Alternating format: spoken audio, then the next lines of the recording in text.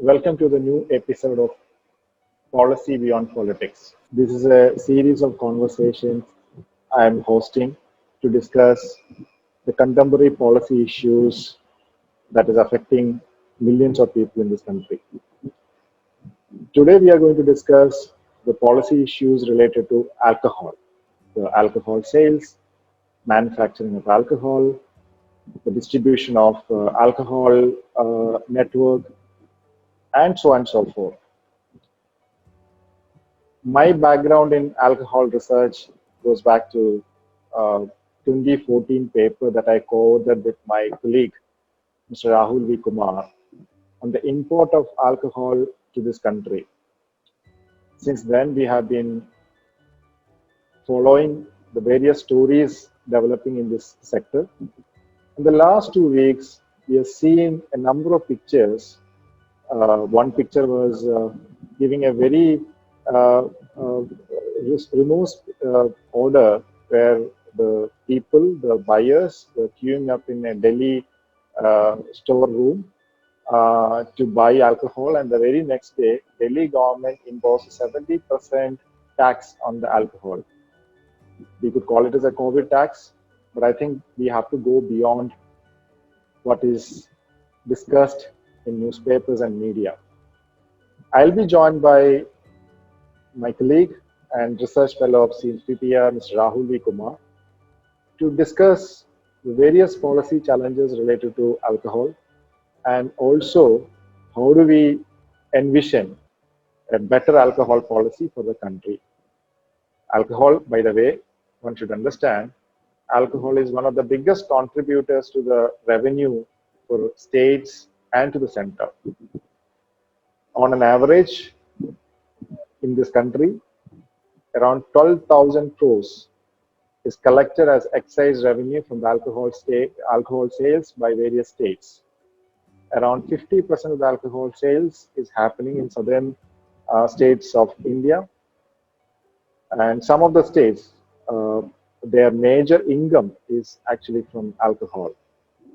They are applying different types of taxes, different types of levy on alcohol and alcohol manufacturing as well as alcohol sales to increase their revenue. The state I am broadcasting this show, Kerala, alcohol is one of the leading contributors to the state exchequer.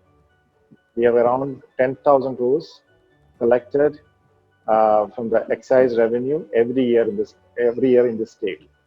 Whereas a state like Uttar Pradesh, they collect around 25,000 crores every year. So we can't ignore the revenue potential of alcohol, and also the reason why states are very keen discussing alcohol. And also we should discuss the role of center in deciding the alcohol prices and alcohol sales, because alcohol comes under the state list. Rahul, welcome to the show. We are discussing alcohol policies and the regulatory structure that many of the states are following in this country. I remember the paper that we co-authored a few years back on import of alcohol to the country, and we have found a very interesting data on how alcohol sector is regulated. So I wish you could start from there, how regulated the sector is. My latest statistics tells me it's only 1% of the alcohol is imported to the country even now. Alcohol accounts for alcohol trade and excise. It accounts for around 1.75 lakh crore. That is almost equivalent to what is the financial package announced by Finance Minister in the first announcement that was done by Finance Minister post lockdown. So it's almost like we are getting a lot of money from alcohol, but even then, consumers are not happy. State is not happy. I think no one is happy about alcohol. What is your take on this? Yeah, thanks, Danu. Thanks, CPPR, for inviting me to talk something about alcohol. I'll give you a broad idea about what is happening to the market in India. Like what you mentioned is true. The imported component of alcohol is pretty low.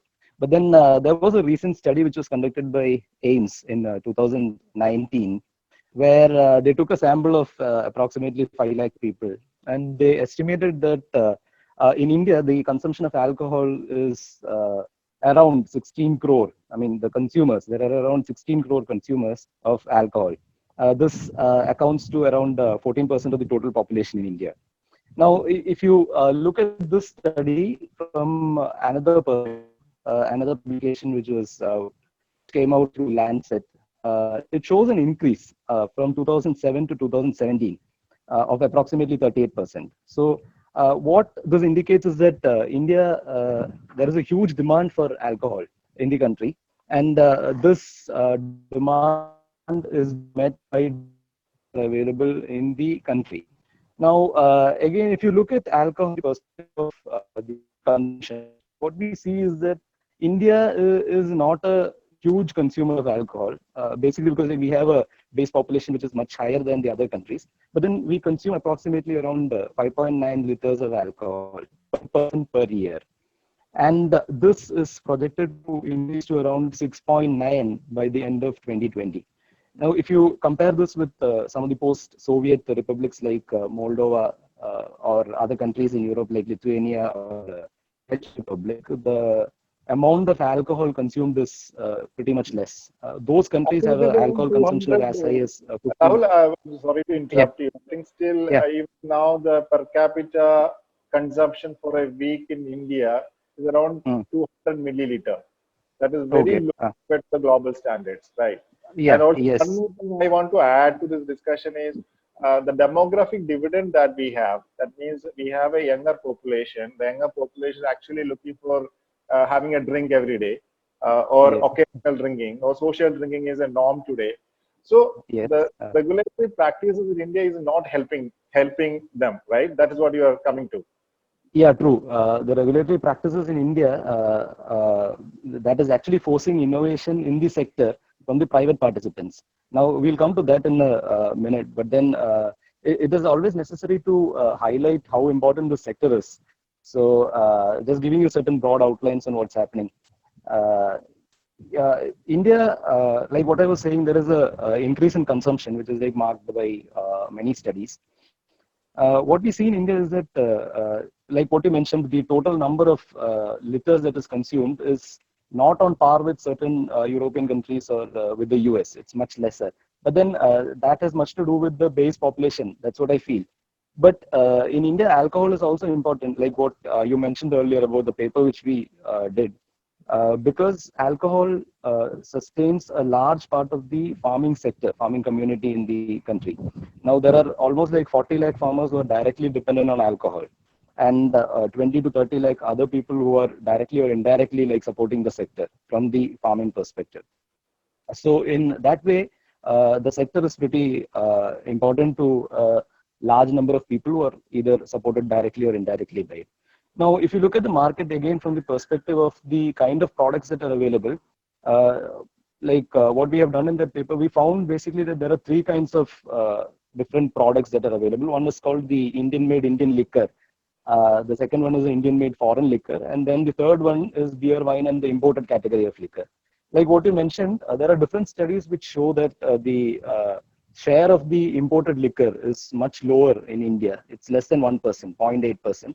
Some of these studies highlight that there is approximately like 3% consumption of imported liquor. But then what is to be noted is that Desi Daru or country liquor is the product which is like maximum consumed by the consumers in India. So that comes under the IMIL, Indian made Indian liquor. What the facts indicate is that there is a huge market potential for alcohol in India. Innovation has not been done because most of it is being monopolized by the state. So, what these figures actually indicate is that there is a huge demand that is for alcohol, the liquor in India, and the sector is on an expansion path. So, what is required at this time is that innovations be allowed so that the sector can deal with, I mean, come up to face best practices that are there around the world, as well as like tap more potentials that are inbuilt in this particular business. Rahul, my question is about we know even this article, the discussion on alcohol always starts from the constitution, Yes. intoxicant substances, and then alcohol is, Yes. interpreted under that. My question is, we have prohibition in the country in some of the states for so many decades. There are states which had prohibition, but now they realize from their experience prohibition is not having a positive impact. But now states like Bihar started prohibition. But always, it is always the states, because I think alcohol comes in the state subject. The state makes a big, they try to become the custodian and the provider and the regulator at the same time of the alcohol business and also the alcohol distribution. And I believe that is where the policy has gone wrong, because it is under strict control of state, and like you said, there's a huge demand, but the supply is very much, it's like a rationing of the system. At the same time, it's not rationing anymore. Rationing, I mean, state, almost all the states have their own outlets to sell alcohol. But at the same time, there are recent innovations I've seen in some part of the country where new types of brands have been launched, but with the state approvals and all. But those regulations are not very open or liberal in nature, that more and more innovations are not possible in alcohol market. So my question is, how do we? Because even during the lockdown, the issue was, I think, more than more than discussing on how to mitigate the COVID challenge. I think we were spending a lot more time on alcohol debate, and I don't understand why we are discussing it. So, what is your take on that? Yeah, this is an interesting question. Let me take it in parts. Like what you told is true, because this is a state subject. It comes under the state list. So basically, like each and every state has got a different take on how they should deal with alcohol. And most of the states, the one common thing that we see is that they tax alcohol to a pretty very high level. Now, there are certain states where it's completely banned, like what you mentioned, for example, in Bihar, Nagaland, and Gujarat, where again, although it's banned, there are innovative ways in which like the supply is being still made there. Now, that is a particular category of states. Then there are certain other states which are again, for example, like Kerala and Tamil Nadu, where the sector is monopolized by the government, and the state takes care of distribution, production, and everything. So, and even the retail outlets, the sales part of it. Now, for me, innovation in alcohol sector takes place. I mean, the market plays a large part in innovating in the alcohol sector than what the state can even imagine. Say, for instance, let's take a state like Kerala or Tamil Nadu, where let's take Kerala's example, where the state was having a monopoly over the liquor sector for quite a long time. Now, if you happen to stand in queues in a Bevco outlet, you will note that the environment itself is not pretty conducive for anyone to go and stand there. But still, you see a large throng there. No, nobody has ever thought of revolutionizing the infrastructure, the particular environment in the Bevco outlet, until very recently, when the government started premium stores where you can actually go to like a supermarket and you can collect the whatever you want, and you can come and pay, and you can take it home. Now, premium outlets are considered to be better as far as the environment is concerned, and there is a choice for the consumers also. They can go and select it as and when they want. Now, this innovation came very late. But if you see the other states, or probably if you look at other countries, you can see that this was a major feature of their alcohol business. I mean, they wanted to start stores where people can use a choice, people can go freely, and they won't feel that, okay, this is a very bad place to come. They just go and they take their liquor, and they get back. They pay and they come back. Now, why was such innovations delayed in the sector? That is a big question, because the state basically was not very concerned about what's happening in that sector, except for the tax money that they get from it. So such innovations are slowly coming in because they know that they can't forego this tax money. it's actually worth studying, like how the market makes innovation, especially in the liquor sector. And now the thing that should be highlighted is that while the government takes years and years to innovate, whether it's on the environment or the kind of product that should be sold to the customer, as far as liquor is concerned, the market does it within a fraction of a second. I mean, nobody even knows that, okay, such an innovation has happened. And most of these innovations actually come when there is a policy paralysis in the sector. Now, that is notable in the case of Kerala during the last few years. Now, one of the policy problems which Kerala faced was like they were thinking about banning hard liquor from the stores and allowing only beer and wine to be sold in the outlets. Now, beer and wine, when compared to hard liquor, the extent of alcohol content in it is very low. So, consumers who were used to hard liquor, they found that, okay, consuming beer and wine separately is not giving them a high. So when the ban was in place, they started mixing wine and beer, and they found a new product which gave them a high. So this was kind of a pinch to the market to innovate on the product, and the market came up with a new brand, which is a relatively recent brand called Brocode, which I guess was introduced in the market by 2018, and it has found a strong place in Kerala, especially among the young drinkers, among the young lovers of alcohol. So, I mean, the product came and the product found a place in the system. Now, what I try to highlight is that innovation takes place whenever there is a policy failure. Now, the second case, like which we can highlight, is the case of alcohol during COVID times. So you can see from newspapers that the availability of alcohol is not restricted. Alcohol is still available in Kerala. And that is probably one of the reasons why tipplers have, the consumers of alcohol have not created a hue and cry, and why you don't actually see any kind of an emergency situation arising in the form of like tragedies or anything by consuming alcohol. Now, let me make the point a bit more clear. Alcohol is available, okay, and these alcohol is not the institutionalized or kind of production which has been taking place. Now, production is taking place mostly by local brewers, and this is confined to either their houses or places that are, or places which are like conducive for their brewing of this particular product. Now, the problem there is like, not the problem, but the highlight of this is that people are consuming it. That is very obvious. But nobody is being hospitalized, or there is no tragedy occurring as far as alcohol misuse is concerned. Why is that happening? That is happening basically because the sellers of this product, which they brew, the brewers, they know that if in case of hospitalization or something happens, then their business will be affected.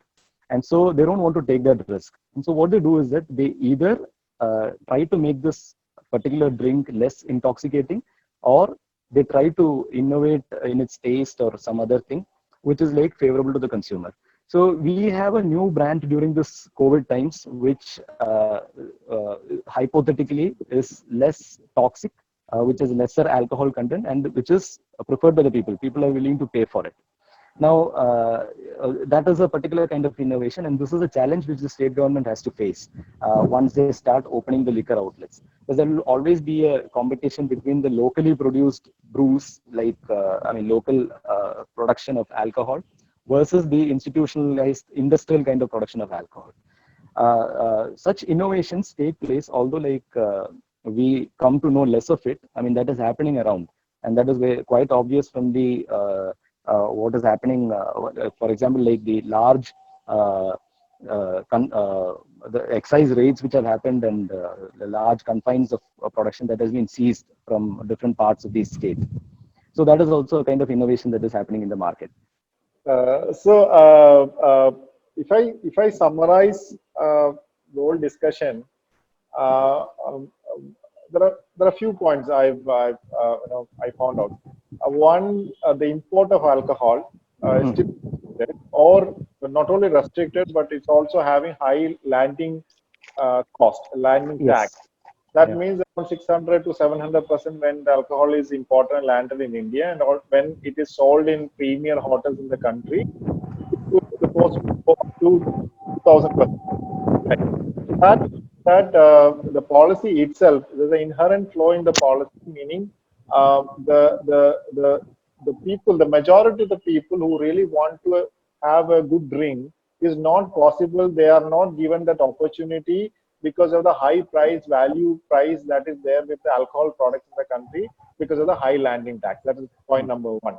Second, those who are poor, they are forced to buy this alcohol from the state-run outlets.